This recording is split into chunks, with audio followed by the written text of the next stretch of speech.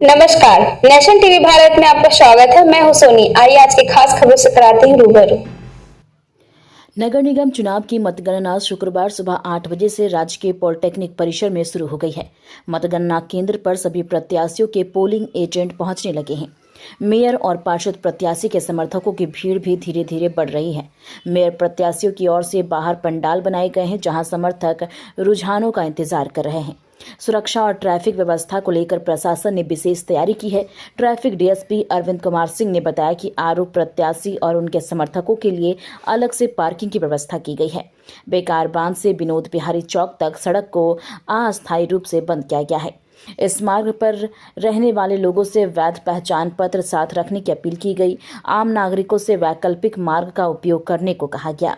इस बीच बीजेपी समर्थित मेयर प्रत्याशी संजीव कुमार ने रिटर्निंग ऑफिसर बबलू मुखर्जी ने आरोप लगाया है कि 11 काउंटिंग हॉल में प्रत्येक प्रत्याशी को केवल एक पोलिंग एजेंट की अनुमति दी गई है, जबकि हर हॉल में एक एक आरोप तैनात है। उन्होंने इस व्यवस्था पर सवाल उठाया है। मेयर प्रत्याशी संजीव सिंह, संजीव कुमार, शमशेर आलम और प्रकाश महतो सहित अन्य प्रत्याशी मतगणना स्थल पर पहुंच चुके हैं। अब सबकी नजर परिणाम पर टिकी हुई है। ये आज काउंटिंग शुरू होने वाला है। कुछ देर सुबह से ही ट्रैफिक की टीम लगी हुई है।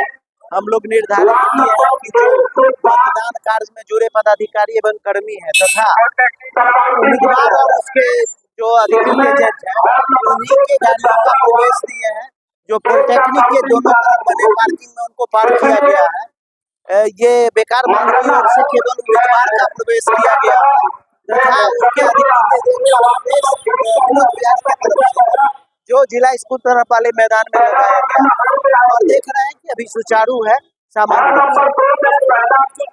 हम लोगों को क्या संदेश नहीं, आम लोगों का है कि अगर इस रूट को आम लोगों के लिए बंद किया गया है, जिनका घर है, प्रतिष्ठान है, उनको उचित पहचान परमिट किया गया है। हम लोग वैकल्पिक मार्ग का उपयोग करें। बेकार बांध से अगर जिनको विनोद बिहारी जाना हो तो वो सिटी सेंटर मेनको मोड़ कुर्मिटी होते हुए विनोद बिहारी क्या हुआ, क्या दिक्कत बता रहे हैं? हम संजीव कुमार के आरओ है और 11 रूम यहाँ बना हुआ है।